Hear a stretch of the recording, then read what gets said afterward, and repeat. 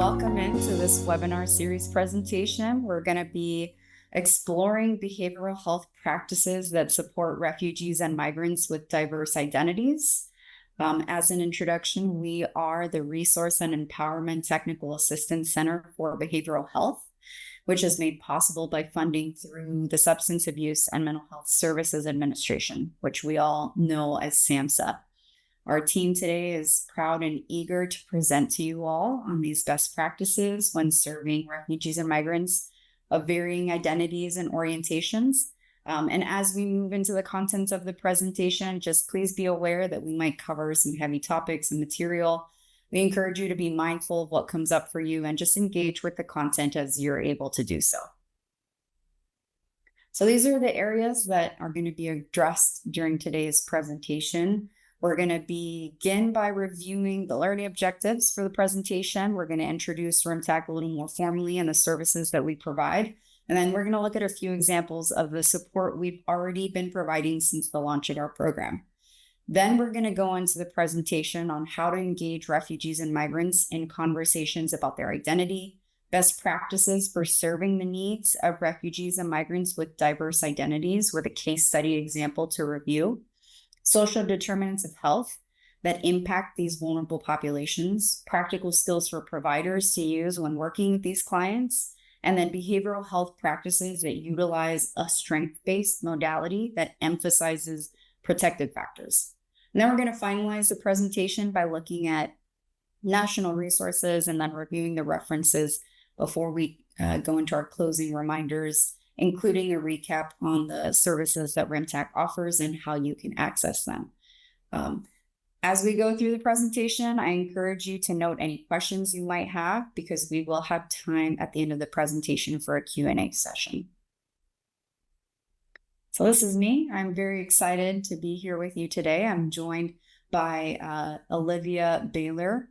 We are clinical consultants on the RMTAC project. Olivia is going to be moderating the chat and supporting with any questions that you might have today. And I'm going to be presenting on exploring behavioral health practices that support refugees and migrants with diverse identities. And our hope today is that we will help promote healing and empowerment to these particularly vulnerable populations.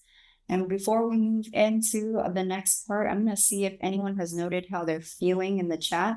I saw a couple people say that they're feeling excited. Some people are feeling great.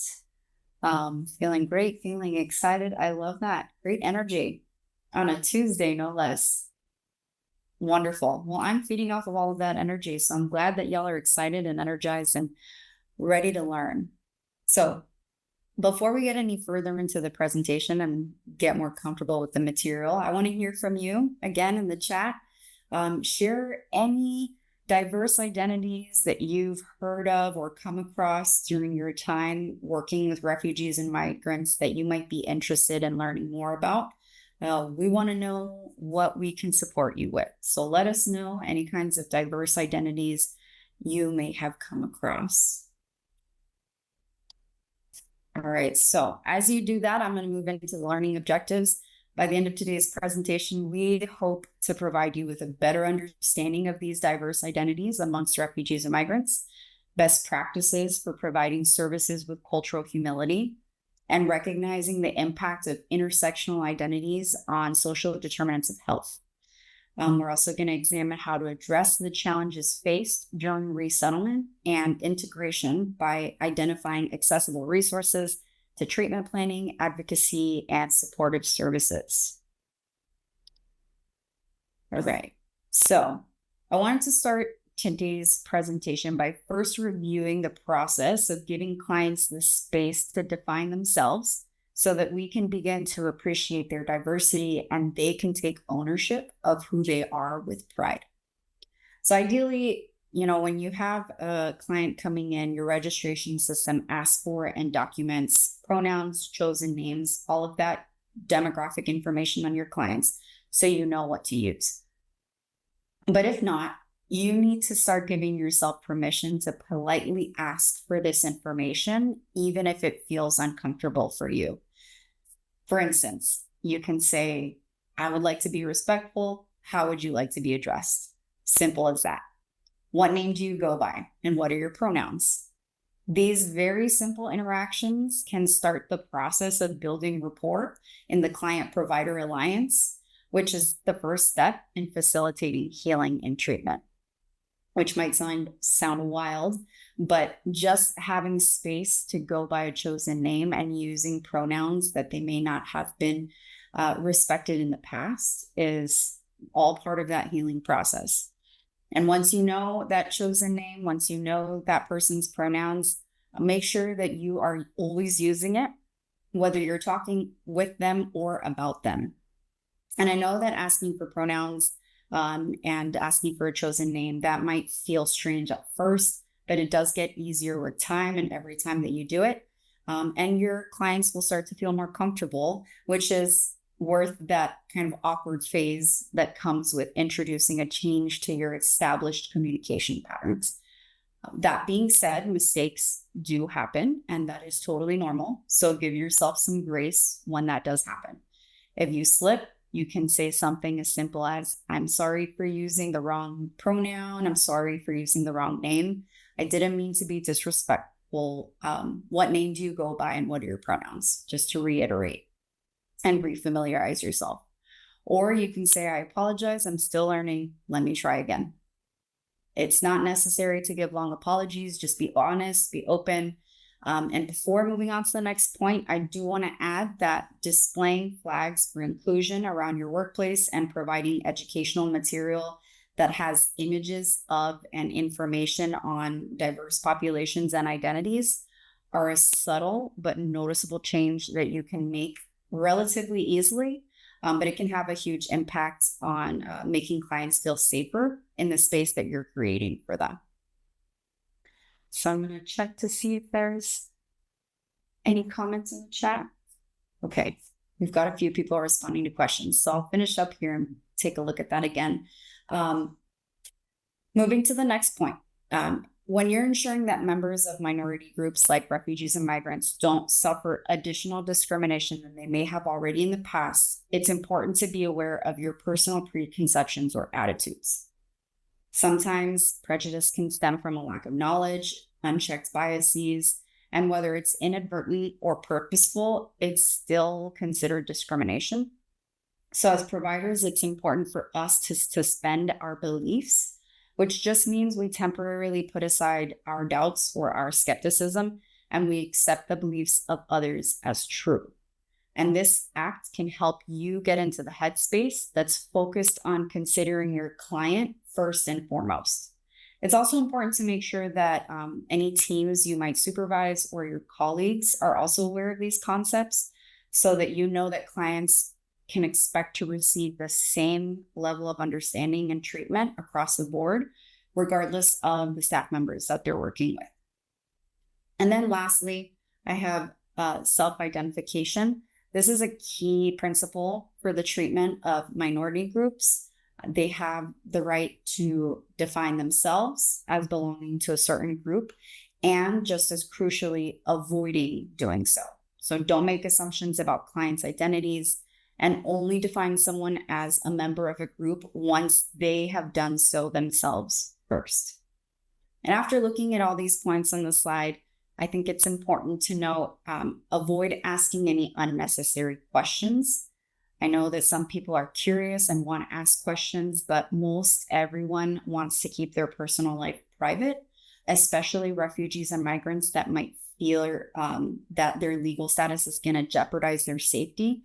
So people with diverse identities have already faced discrimination and violence due to their identity, and asking personal questions might trigger some of those responses for them. So before you ask a question, ask yourselves first, is my question necessary for their care, or am I asking it out of my own curiosity? And if it's out of your own curiosity, it might not be appropriate to ask.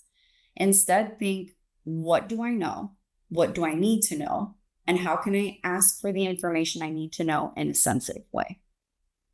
Keeping that in mind, remember that we are here to serve our clients, which starts with creating a safe space for them to be seen and validated in their identity.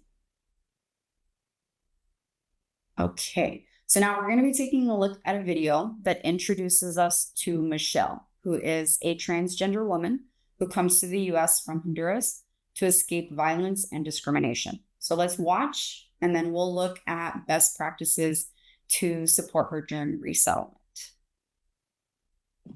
I want to introduce you to 3 people who were forced to leave their country of birth and experience the most horrendous abuse on their way to the United States.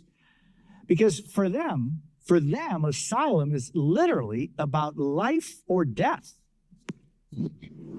En Honduras, nos matan. In Honduras, they kill us. In Honduras, I saw many of my friends dead on the side of the streets, in the sewers. Michelle Carranza, her friend Greta Mazariegos, and Greta's younger brother Isaac together fled Honduras a year and a half ago.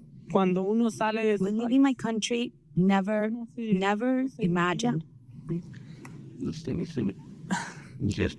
no se imagina la cantidad de I never imagined the amount of dangers that I was going to face. peligros que va. So many obstacles, so much hate, so much violence made them take on a dangerous journey. We had to leave our country because of discrimination and beatings. Fuimos We were perseguidos. persecuted for being part of the LGBTQ community.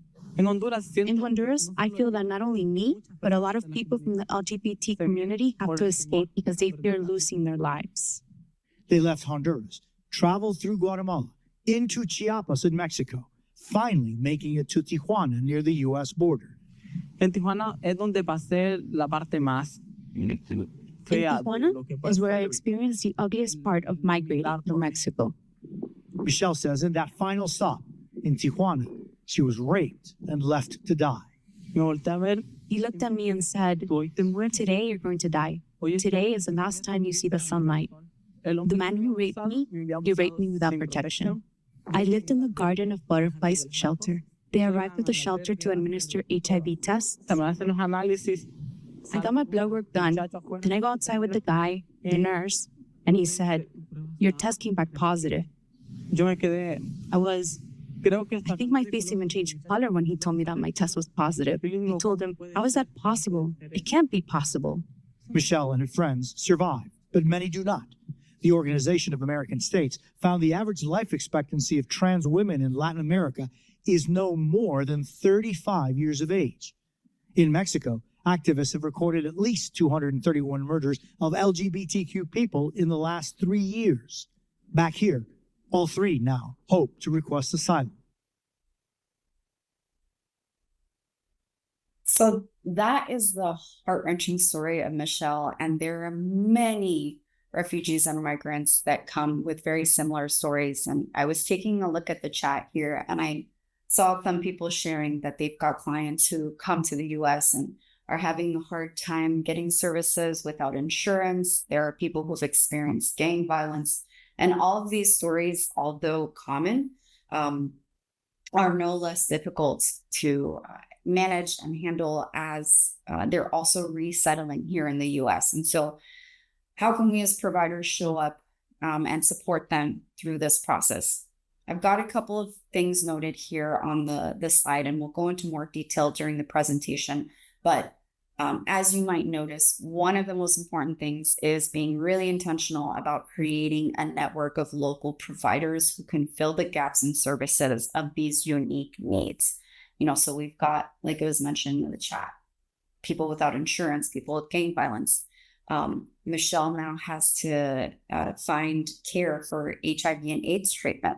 So very specific and unique needs. And one of the ways to make sure our agencies are not going to cover and provide all of these services. So having that network, doing the work of contacting and connecting with local providers, and talking physical and mental health care, including sexual and reproductive health care, food, financial assistance, legal services, housing, education, workforce training, and beyond that, is just going to help facilitate the process of establishing care for your clients once they're here, and understanding the nuances of the referral process, establishing rapport with contacts, and familiarizing yourself with the needs of the populations you serve is going to make it a lot easier for you to ensure adequate continuity of care. Now, I know that's a lot easier said than done. So if this is an area where you and your team need support, I would highly encourage you check out the resource directory that RMTAC has developed, because it contains thousands of listings across the US and the US territories that can help you develop your local network. So once you get clients that have these specific needs, you've already got connections. And Olivia will share that with y'all in the chat. I've also got advocacy on here. It's an integral part of the work that we do with the clients, especially those with diverse identities, regardless of our titles, because we have the privilege of understanding how to navigate this system that's brand new to refugees and migrants.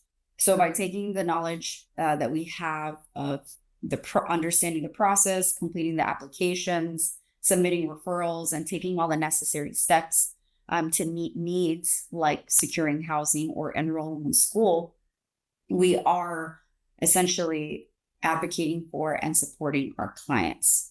And then building on the content from the previous slide, we use that safe space that we've been able to create for our clients by then allowing them to move through the emotions that come up for them, especially as their nervous system finally feels secure enough to sort of deactivate and become aware of the fear, the guilt, the shame, and all of the heaviness that has been held in their body to focus on survival. I just want to note too, this is an honor and a privilege that we as providers have, although it may be difficult, and it's really a key step in healing the trauma that refugees and migrants, much like Michelle, often face.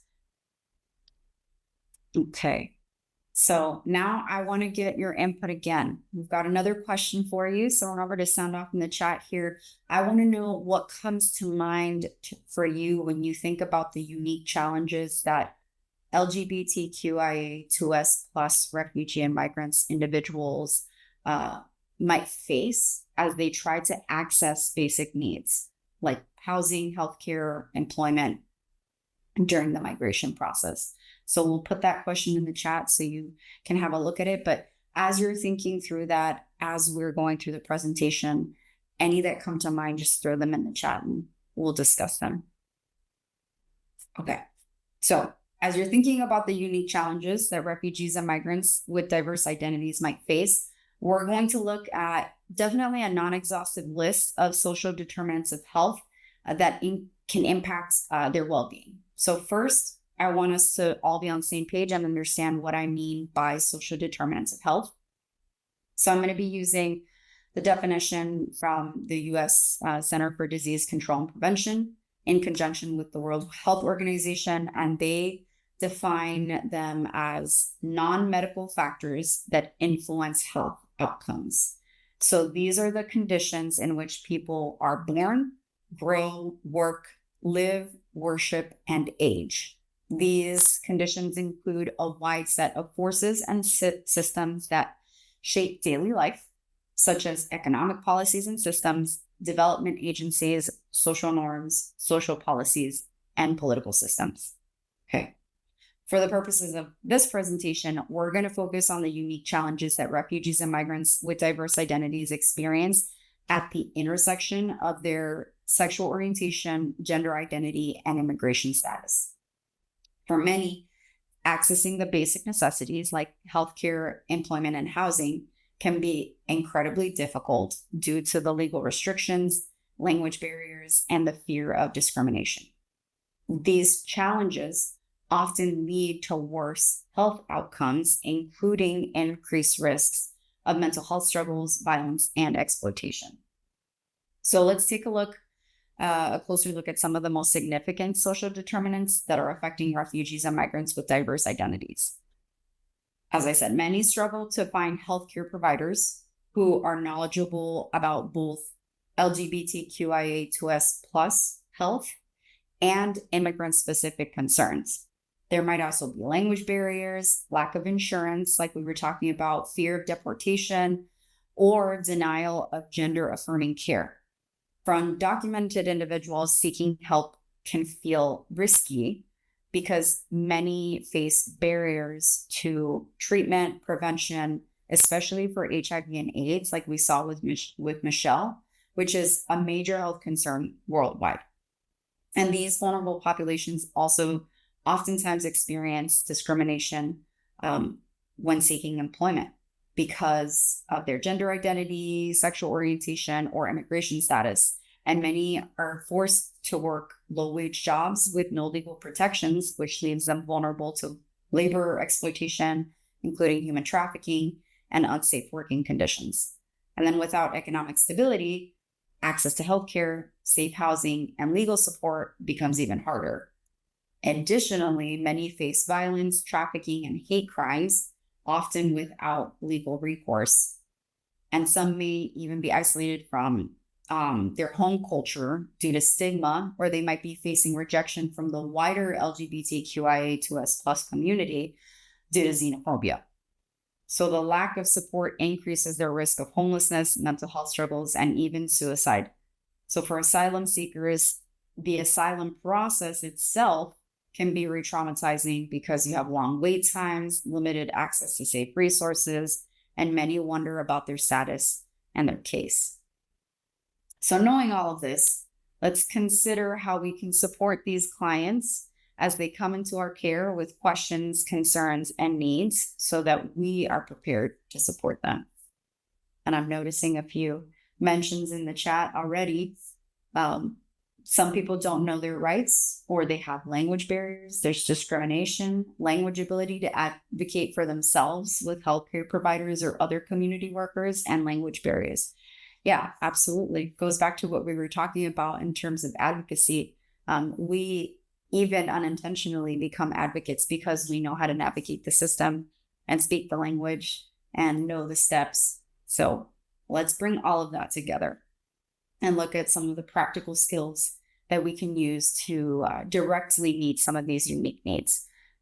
So as we prepare to support refugees and migrants with diverse identities, it can seem very daunting, and I can understand that.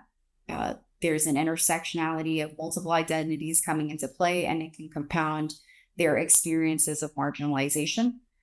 So oftentimes, as their supporters, we feel the pressure of having the answers to all the questions and having all of the referrals to meet a variety of needs. So developing a few practical skills can help put some of those concerns at ease. First and foremost, staying informed on updates to things like trauma-informed care for refugees and migrants, especially around LGBTQIA2S+ issues, including the unique barriers to care, like changes to policies and regulations that can impact eligibility for gender-affirming care or asylum, and the demographics of needs based on your local refugee and migrant populations are steps towards feeling prepared to provide services to your clients and also to develop a stronger sense of empathy. So I want to encourage you to also take a look at the provider series, webinar presentations, much like this one, the learning communities, and the online learning modules that RMTAC has to offer throughout the year, because we touch on various topics related to refugee and migrant care. And that way you can continue to educate yourself and also seek support when you need it, as you're also navigating how to meet these unique needs for your clients. A few more practical aspects to consider are addressing confidentiality, especially the limits to confidentiality at the start of every session with your clients, and providing guidance on navigating the services that they've been referred to or will be receiving during the resettlement process before it occurs, because this can help clients feel prepared for what to expect. And I mentioned these two specifically because refugees and migrants are not familiar with the systems that we navigate every day, and they may feel overwhelmed by the processes. Many of these concepts are going to be completely novel to them. So knowing the limitations to confidentiality and the process they will be facing as they seek services can help them feel more at ease because they know what to expect. And it also fortifies the client-provider alliance and helping them feel safer and more secure with you. So communication avenue is opened. It's not always possible to address something at each session or to provide psychoeducation ahead of service, but the more often this happens, the better the outcomes are for the client. And as you begin to incorporate this into your practice, you're going to get more comfortable making this part of your routine as well. All right. I've gone over a lot of information. So now I want you to think about how you support your LGBTQIA2S plus clients as you navigate intersectional identities with them. And then the stress that these identities and the intersectionality might bring on for them. So I want you to sort of think about and identify maybe 3 to 5 different ways in which you support them as they navigate these intersectional identities. And then we will build off of those as well during the presentation. And we've got that question in the chat too. So I can move on. And as I move on and go into more content, you can feel free to share your answer in the chat. All right. So we're looking at these intersectional identities. We have refugees and migrants that we're at the intersection of sexual orientation, gender identity, and immigration status. So I'm going to look at some behavioral health practices that can start you in the process of getting more comfortable with that, and also getting clients on the way to a more comfortable resettlement. So first, we're going to look at assessments and mental health screeners. There's a lot of benefits to assessing behavioral health wellness of refugees and migrants. And it's not limited to identifying areas of concern or identifying areas of strength and resilience. Oftentimes, we know assessments are one of the first steps that we take when we're developing a treatment plan with a client. So it's really important to ensure that the ones that are being utilized by your team are focused on the relevant topics based on the services you provide. So ask yourself, what information does your team need to gather to develop a successful treatment plan and provide adequate services? Keep in mind what we discussed earlier too. Avoid asking any unnecessary questions out of curiosity. Stay focused on the relevant information that can help you understand the client's needs and how you can support them. Secondly, I have narrative exposure therapy, or NET. It's a form of trauma therapy that utilizes storytelling to help individuals process and integrate traumatic experiences into a coherent life narrative. And it's particularly effective for those with PTSD and other trauma-related disorders, especially those who have experienced multiple or prolonged trauma, which we know occurs in LGBTQIA2S plus refugees and migrants in higher numbers than their US-born counterparts. And I mentioned this specific form of therapeutic intervention because it has been shown to restore a sense of self and reduce the impact of trauma on the present, while also utilizing the action of storytelling, which is commonly found in many cultures of refugees and migrants here in the US and the US territories. And then thirdly, I have here around utilizing interpreters. So limited English proficiency, as mentioned in the chat a number of times now, is a major obstacle for accessibility to care. And people with limited English proficiency tend to have inadequate access to care and preventative services, and they're more likely to suffer more frequent and severe adverse effects in treatment. A lot of times the quality of care is compromised for people with limited English proficiency because they require interpreter assistance, but they don't always receive it. So I know that it can feel clunky at times to have an interpreter present, but having that service available can help ensure that any complex terminology and concepts are understood by the client. And the client also has the opportunity to interrogate any information so that we know that they're understanding adequately. And then lastly, I have here promoting acceptance. So a lot of LGBTQIA2S plus refugees and migrants experience internalized shame about their identities, so much so that relaying any kind of intimate detail about themselves can prove exceedingly difficult for them. when disclosure has already been tainted by stigma and shame. Some may have even been closeted for years, forcing themselves to adopt strategies to evade or manage the stigma of being discriminated against, which may have involved selectively disowning their sexual orientation to themselves and to others. And this was done to feel safe. So if we are able to create a safe and secure space for clients to move through these feelings, like I discussed earlier in the presentation, we begin the process of promoting acceptance, because disclosure is met with pride instead of discrimination. And slowly we change the narrative that has been told by their previous experiences. Okay, and I see here in the chat as well, Hannah shared, we're letting them be in the driver's seat of their care plan and addressing the needs that they find high priority over what I am deeming high priority. Absolutely. I like to summarize that point by saying that the client is an expert in themselves and I am an expert in my field or my modality. So bringing both of those expertises together is the best way to work on creating the most effective treatment plan for that individual. I can bring my knowledge of the therapeutic modality or the case management service or the social service, and the client can bring the expertise on themselves, what they need support with. And by combining those two things, we create a treatment plan that's most effective for their care. Thank you for sharing that. Okay, let me move on into our strength-based services.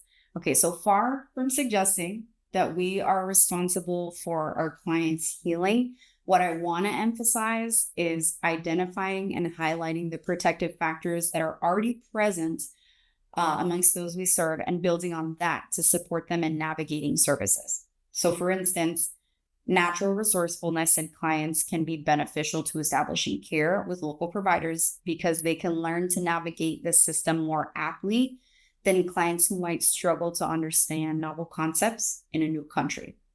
But bearing this in mind, we're going to go through these listed here on the slide. So firstly, we know that LGBTQIA2S+ refugees and migrants face challenges throughout the migratory process, including violence, harassment, and discrimination, like we saw in the case of Michelle. But many of them also mount resistance. They form solidarity and networks with activists and community-based organizations to mobilize on behalf of refugee and migrant rights and LGBTQIA2S+ rights more broadly. They embody individualized and collective acts of resistance in newfound pride and strength that comes from leaving a stigmatizing and oppressive context.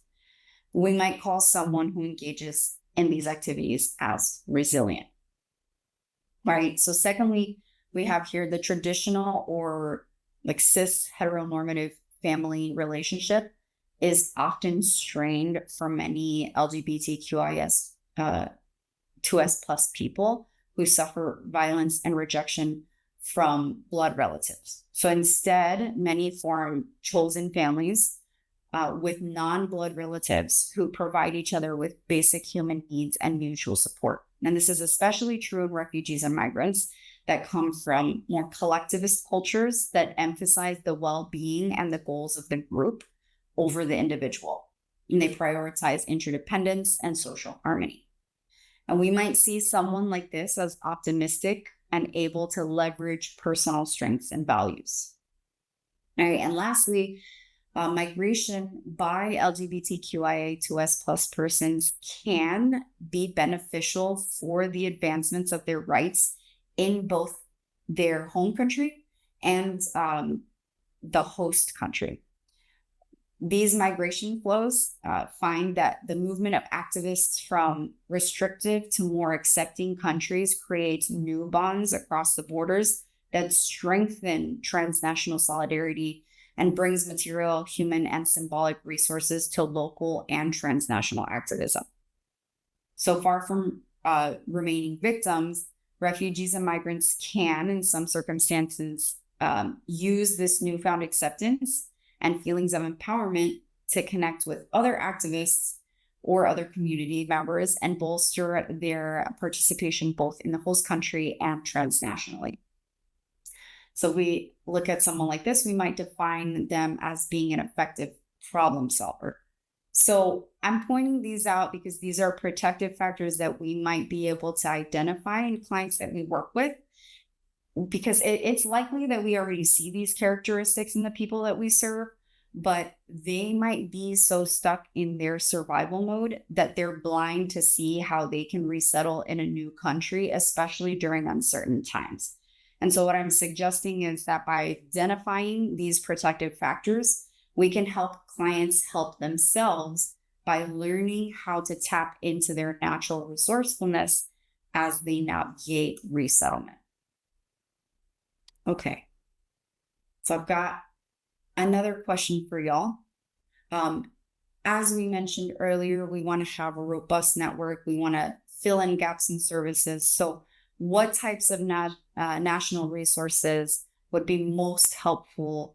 What's most needed for specifically LGBTQIA2S+ individuals as they are navigating through these different systems? And that is going to be in the chat for y'all to continue to respond as I move into the next slide. So I want to point out, as we're talking about national resources, where you can access the RMTAC resource directory. So I'm highlighting here on the screen what our website looks like and where the tabs are at the top of the screen. So you'll see resource directory and you'll also see helpful resources.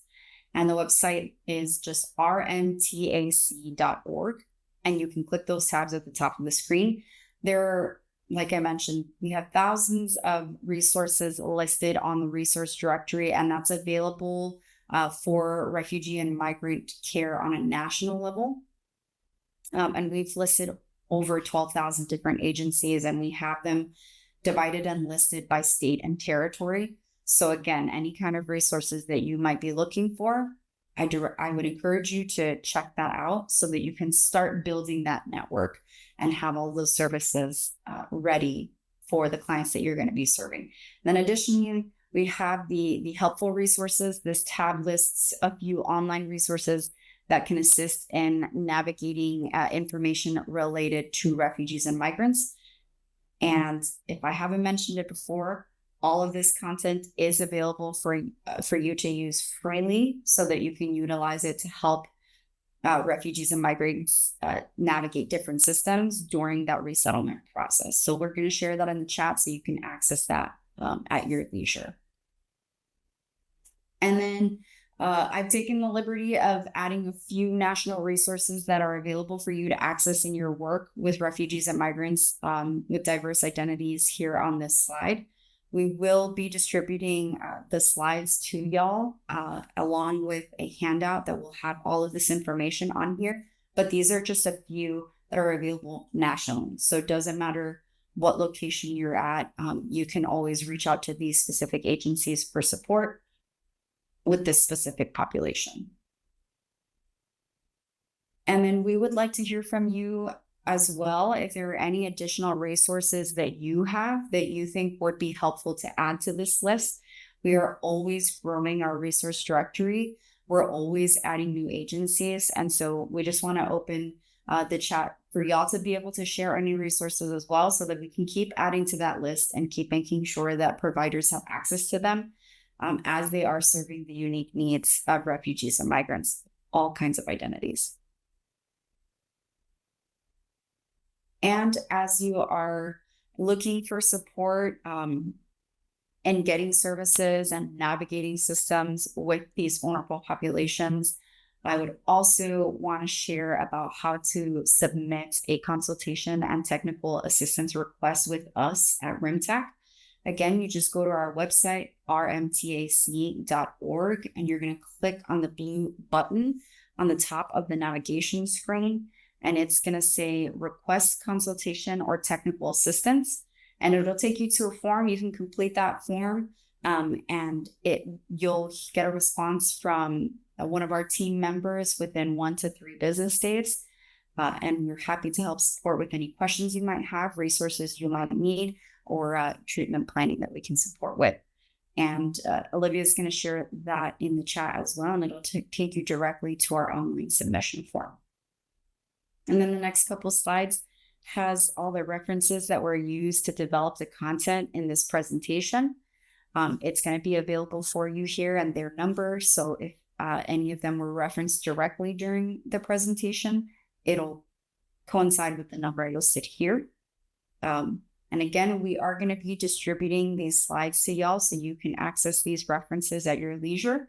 And we'll also be emailing you a handout that has additional resources and information on different identities so that you can feel more prepared for working with your clients. We've got several references. So we've got a few different slides here with that information. All right. Thank y'all for sticking with me through that. We've come to the end of our presentation, so I am going to open the floor for any Q&A and that anyone might have. And we've got a few minutes left, so we have time. You can feel free to share your questions or your comments in the chat. And I'm happy to answer anything. And I'm going to take a look to see if anyone's dropped anything in the chat yet.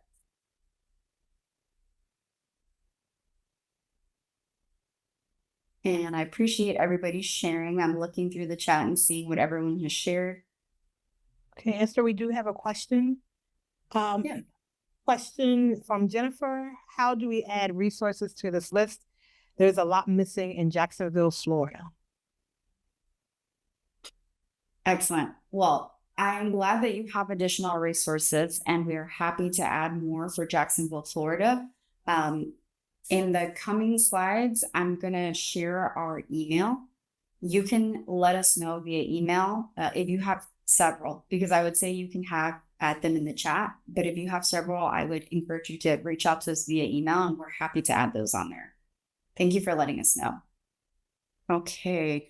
And as y'all are thinking of any questions, or if you can't think of any questions just yet, I would encourage you to submit any that might come to mind via the CTA request. But for now, I want to share this QR code on the screen just to complete the survey to gather your feedback regarding the quality and the usefulness of this event.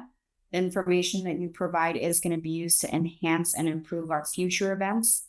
And we're also going to be sharing a link in the chat, which I believe Olivia has already done, if you prefer to complete the survey on your browser. And then I did want to also let you know that if you would like, you can share your email in the chat. If you're interested, we can send you more information on any upcoming learning communities, presentations, and webinars via our newsletter. But if you can, just scan that QR code or follow the link in the chat that Olivia has shared to fill out that survey. And then, like I mentioned, if you can't think of any questions now, or you think that there might be a specific case that you don't want to give details about during this call, definitely feel free to submit a CTA request. We're happy to support with anything from treatment planning, coaching sessions for your team, any additional topics that might be of interest to you or your team. And then lastly, I'm going to put on the screen here our email address. If you or your organization wants to reach out to us for technical assistance, consultations, or like Jennifer shared, any additional resources, you can feel free to email us at rmtachelp@swkey.org, or you can visit our website at rmtac.org. Our website offers additional educational resources. We have learning modules and recordings of our learning communities and our presentations, in addition to that extensive resource directory that we mentioned. And I also want to thank you all for your time, attention, and engagement. We appreciate you being here.